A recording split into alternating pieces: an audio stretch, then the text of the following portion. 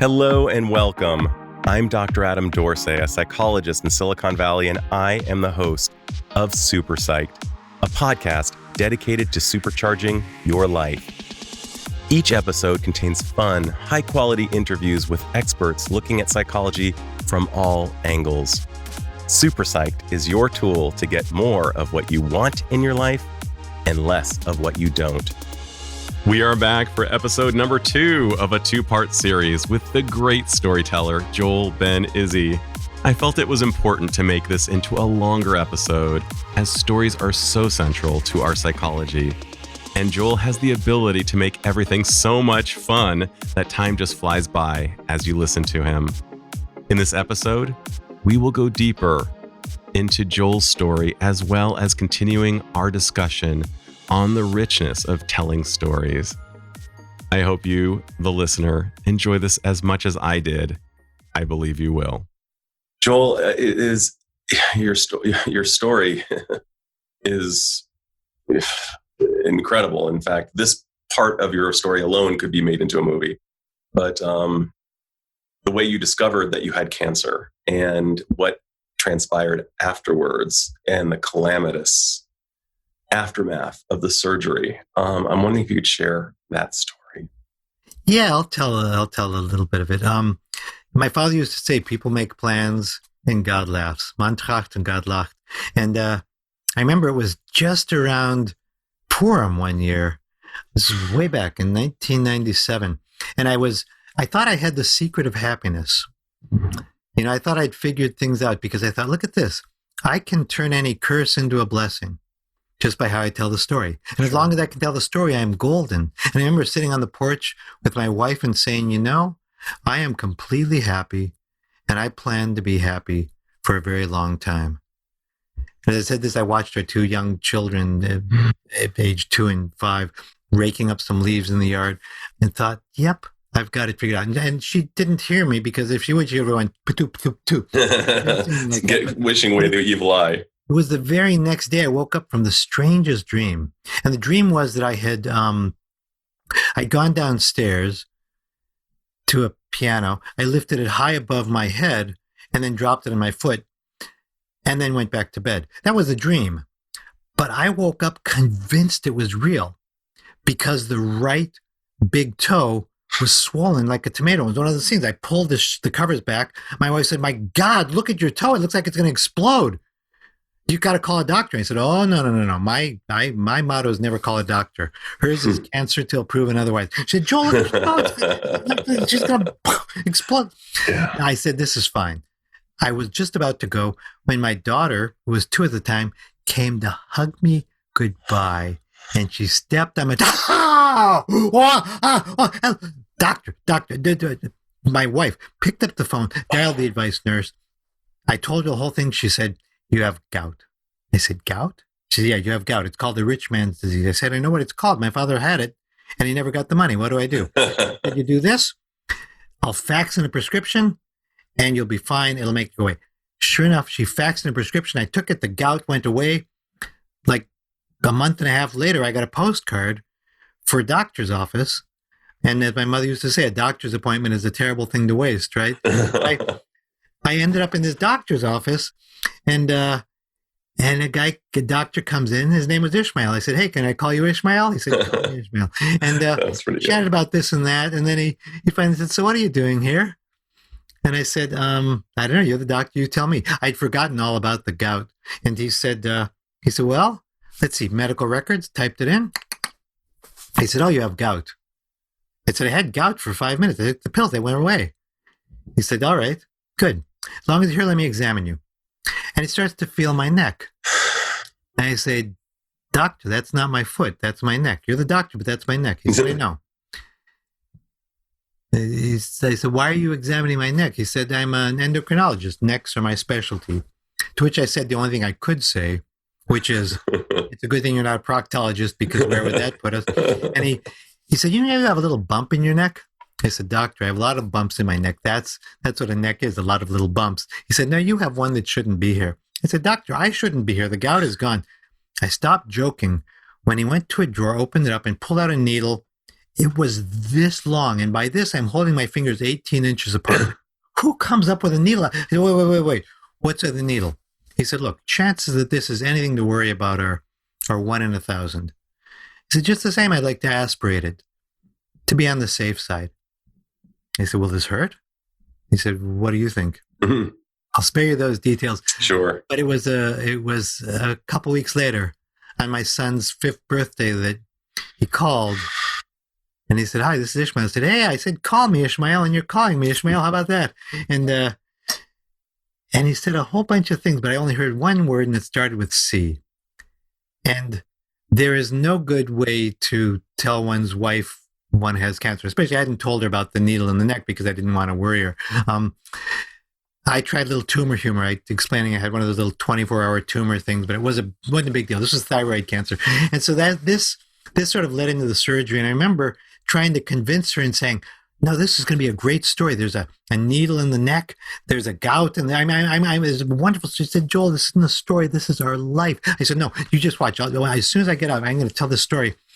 And that was pretty much the last thing I said. And when I woke up from surgery, I remember looking around thinking that was in some kind of dream, maybe. I went to say some adventure this is, and what came out was nothing. I'm seeing your lips move and nothing coming out. And I thought, this is a dream. And I waited for it to end. And several hours later, the sun rose and I realized I was wide awake and could no longer speak. And this, of course, this led to a journey. And our journeys that we take, there are not ones we necessarily intend to take. Some of the most powerful ones are ones we never intended. And it's a subtle distinction between the schlep and a journey. Mm. And sometimes what starts as a schlep turns into a journey. And the doctor said, I wouldn't worry. Give it a couple of weeks, maybe a month. Your voice will be right back. It's a couple of weeks. After a couple of weeks, I said, doctor, now he had a whisper. It's been a couple of weeks. I still can't talk. He said, I wouldn't worry. Like I say, a month. And after a month, I said, doctor, it's been a month. I can't talk. He said, I wouldn't worry. Give it 2 months. And after 2 months, I said, doctor, it's been 2 months. I can't talk. And he looked at the chart and said, do you realize it's been 2 months? Yeah, 2 months. He said, if it's been 2 months since surgery, this is permanent. Ugh. You won't be able to speak again. I hope this doesn't affect your work. Ugh. And that set me off on the journey. So that was the and then one day moment. And I'm just thinking about this. Here you are, very much an optimist. Everything is coming up roses. You came from a really tough past. Both of your parents really had their dreams dashed for different reasons. Your father was an inventor who may have actually succeeded had he been a little bit luckier. And there you were at the precipice of all good things happening. You're a father, you're happily married, you're really in your strength as a storyteller, and you can only whisper. You're nearly mute. I wonder, how did you cope with that horror? Badly. In a word. I mean, you're a therapist. Sometimes we get stuck in things and we think, wow, this is terrible. And we seem to keep going down and down, and the quicksand gets deeper and deeper. And then we look and we say, well, at least I've hit bottom. Whoa, but there's a trap door. We can go down a little further. We go down further and further and further. And somebody hands us a shovel and we dig deeper and deeper. I mean, I flailed. I went into denial. I screamed, and the screams sound like this. And every time I opened my mouth, I had the idea sound would come out. Through an odd twist and turn of events, I met a teacher who was a storyteller. And when he heard what happened, he said, this is the best thing that's ever happened to you. To which I said, he said, no. You were mouthing the words BS. That's pretty much. He said, this is a gift. You just need to learn how to unwrap it. And that's what the book, The Beggar King and the Secret of Happiness, it weaves together my story of the lost voice and of learning to accept that it would never come back and see that as a blessing. It weaves together that story with stories from folk tales and wisdom tales I've collected around the world. I can only imagine what was going through you when you were experiencing all that you experienced, having your profession at risk, having your life itself at risk. And I'm thinking about the stories that are within us and they're swimming around like fish. And that until they're actually told and maybe heard by another, or at least written down and externalized, they continue to swim and possibly even cause damage. I'm wondering if you could speak to the healing process of actually birthing a story, getting it out from within. You're exactly right. I think of it sometimes like I think of flowers, where you pick a bouquet of them and they're beautiful, but if you don't change the water, they can start to really stink. Yes.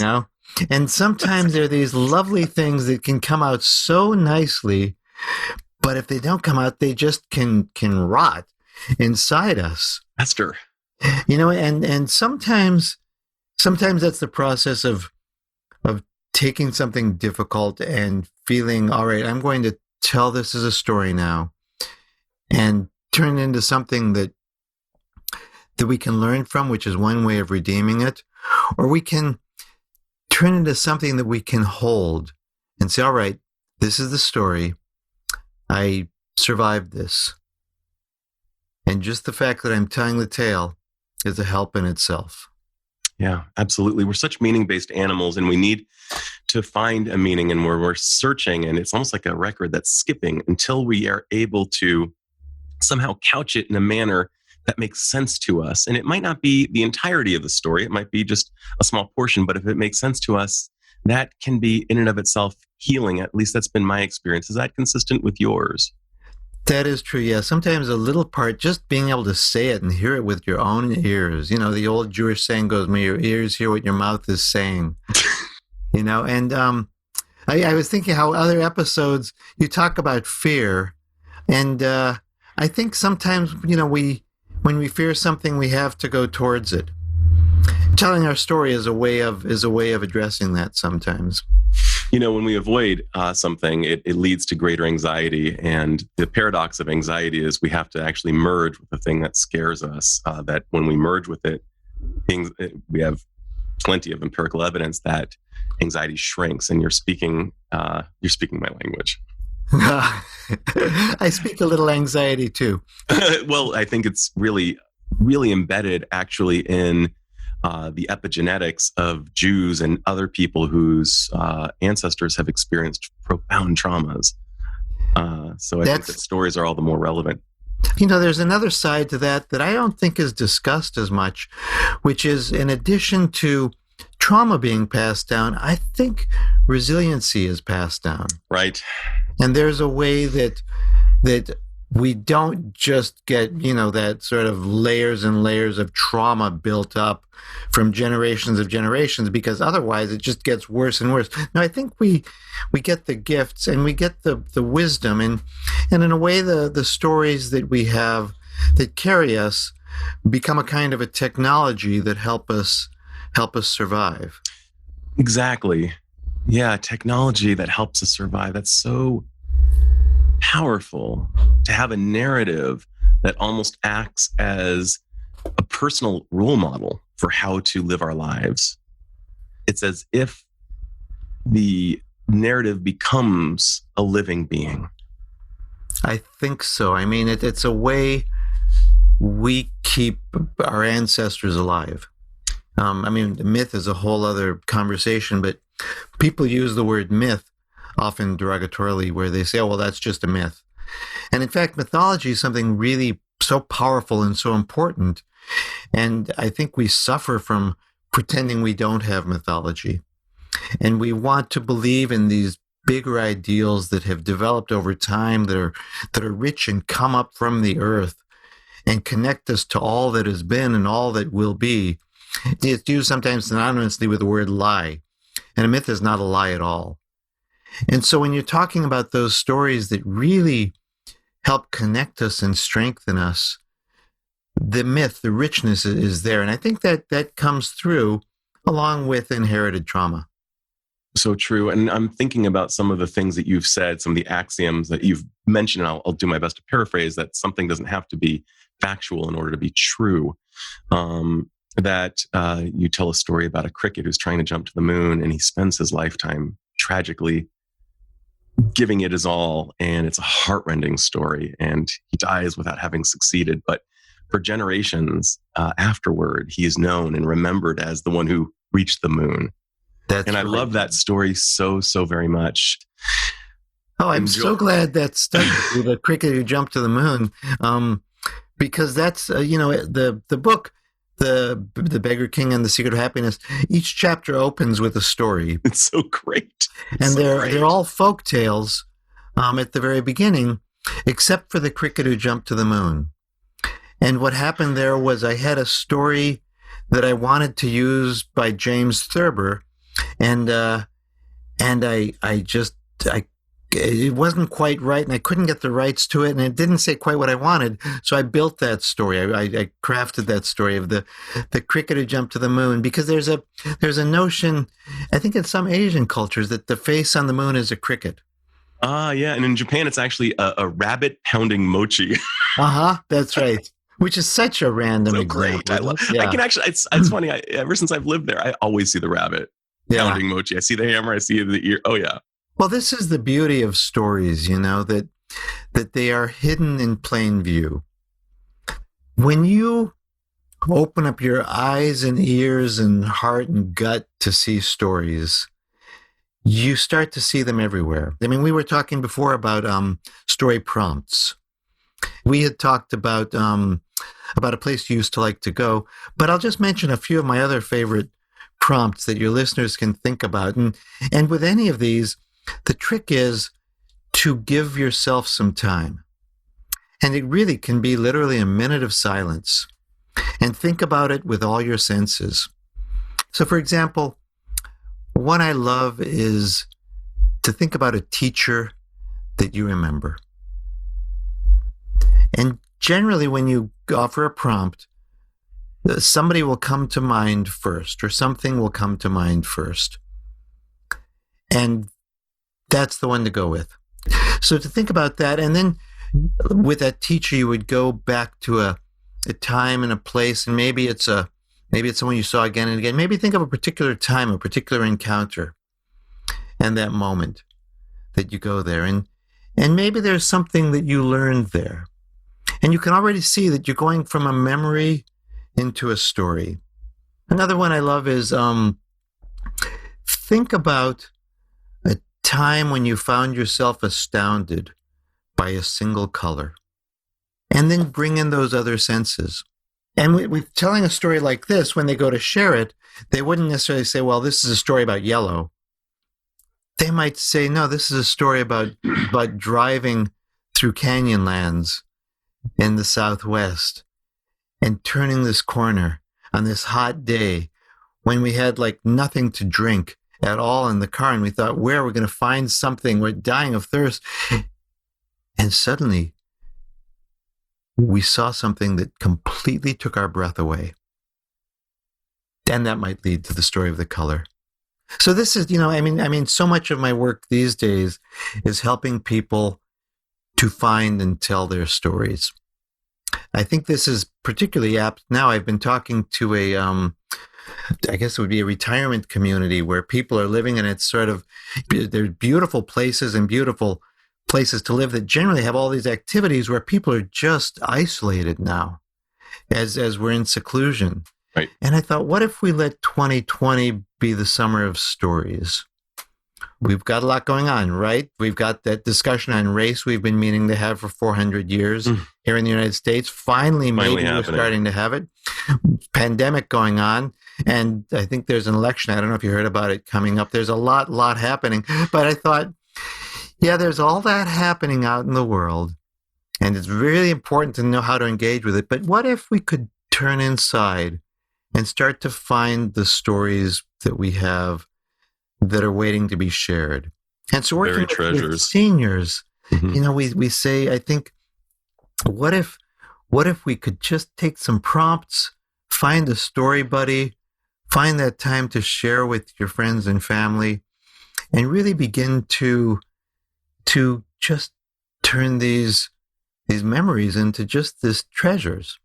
I know that when I first went to tell stories, I developed an independent study. I was at Stanford, but I dropped out, traveled, was at Santa Cruz, and I had done this independent study in storytelling. And I remember standing up to announce to the class, because I was supposed to do my final performance. The class was just my English class, but I needed to get somebody there to hear my stories. And I remember standing up and said, I am telling stories tonight in College 5 Lounge, and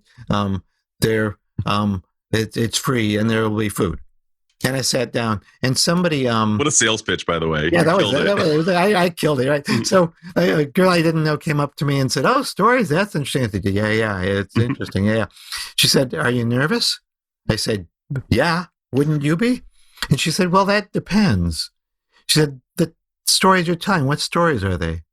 I said, "Oh, the stories, I'm not worried about the stories. The stories are like old Jewish folk tales. They're beautiful stories. They're like polished rocks in a stream. I'm not worried about them. I'm worried about me." And she said, "Oh, in that case, you don't really have to worry, because I think when you tell a story, you become a conduit. The story flows through you and you disappear." I thought, wow, that's great advice. And I have no idea who she was. I never saw her again. She didn't come that night. She may have been an angel for all I knew, but it's this bridge you build to someone, and the story sort of happens between it. And as I talk to you, of course, I realize this is the therapeutic process as well. Right. What happens between you and the client really is between you. It's something that where you meet in the middle, and that place you meet in the middle is the way I think of story. Can we meet in the realm of story? How do we dislodge from a conflict we might have, or from the not knowing how to connect? How do we find that place where we can meet, where we're open to possibilities? And that's why, so much of these days I'm doing consulting to different organizations, to leaders who say, how do I get my message across? And a message, we get so many messages. We get so much information. I remember when I was a kid, reading a study that average person would see like 2,000 images a day telling them what to do. That is so quaint now. That was before the internet. Right. We see, I have no idea how many, we see tens of thousands of images flashing on us instantly, and we are overwhelmed with messages. So what happens with a story is it does exactly the opposite. Instead of pushing the message, it draws us in. It nurtures that tiny strand of curiosity, and it draws us forward. So we want to know. The story is a problem that makes us curious, makes us care, touches us in our head, our heart, and our gut. And what we do is, with the story, we can create that curiosity. We can draw people forward. We can make them want to see the solution that we have once they appreciate the problem, because God knows we got a lot of problems. We sure do. I love where you're going with this. Here you are carrying something that is weightless, that can actually change the way we see, think, and feel about the world. You cause the brain to start seeing a movie that is individualized for every listener. But each listener sees a movie as you're talking about the story. Even the mere prompt of asking me about a teacher or a color took me to a movie. It was very cinematic. It was I felt it in my body. And I can hardly think of anything more powerful or more important than that. And if stories were to be used for the greatest good, both for the individual and society at large, and you were able to create a prescription as the storyteller you are, who knows this technology well, what would your prescription be, and what do you imagine the outcome would be? based on that prescription? It's a great question. You're talking about sort of stories that are as a prescription, stories and what they might offer Yes. to the world. And I think there are the three realms that I believe are most important, and stories can help us in all of these. I think that gratitude, curiosity, and generosity, those three elements, if people could visit the realm of story to find in themselves gratitude for what they have. Gratitude, as we say, is its appreciation over time. If they could, first of all, live life more grateful, and the stories that we tell allow us to appreciate, allow us to cultivate that appreciation, and allow us to shape it into genuine gratitude, we would be living richer lives. Right. The paradox of the modern world is that it gives us almost everything we need, except for the ability to appreciate what we have. So true. And then to connect to Talmud, you would say, who is rich? One who appreciates what they have. And I love to go from Talmud to Thich Nhat Hanh. He says, when you have a sore throat, you become enlightened because you suddenly realize how great it was not to have that sore throat. And I love that. I often take for granted the fact that I have hot water until I'm enlightened and my hot water heater goes on the fritz and I have to take a cold shower. Right. And it's like, wow, hot water is incredible. And I take it so for granted. But back to your point. So if stories are a way to lead us back to gratitude, it's a gift we can give ourselves. And we can either get it by the hot water going out, or we can get it by a story. It's like my dad used to say. He would say, if you tell a kid, don't stick beans up your nose, you know what they're going to do? They're going to stick beans up their nose. Exactly. Sure. But because he told it to me as a little story, then when I heard that, I said, oh, then I'm not going to be like that kid and I'm not going to stick beans up my nose. So he created that in the story so I could take it in. And I think that's what we can do with gratitude and appreciation, is be able to do that. So gratitude is one aspect of that. I think curiosity is key. And we think about, that conversation about a race that we've been meaning to have for 400 years. It's maybe, God willing, we're finally beginning. There's a way that we all can be more curious. To be curious, you need to be open. You need to be ready to not know. There's a kind of a vulnerability that goes with curiosity. Rosalind Bresnik Perry, may her memory be for a blessing. She was a storyteller I loved. She grew up in little shtetl in Eastern Europe and used to dance on tables in New York. She was that kind of spirit. She was lovely.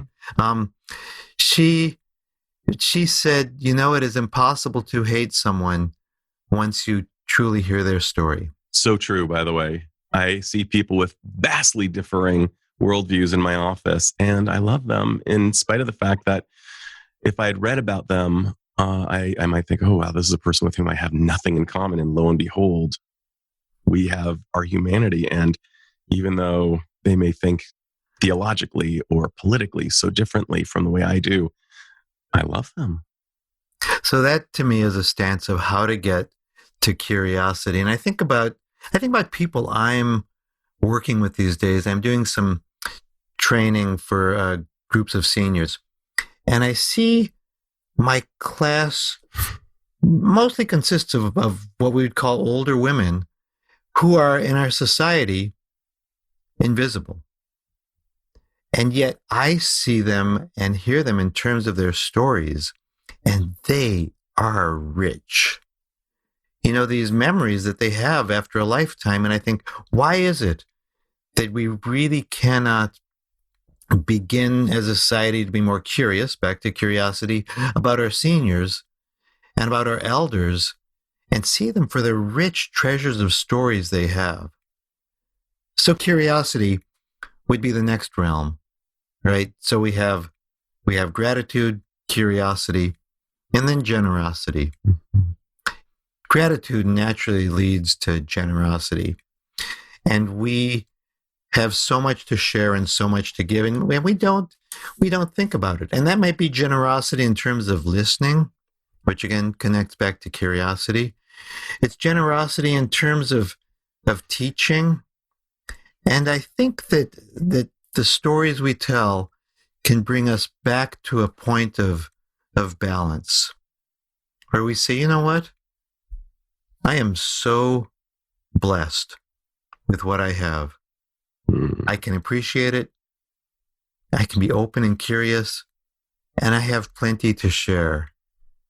One story I love to tell is the Yiddish story of luck versus wisdom. It's possibly my favorite of your stories. Oh, that's great. I love it so much.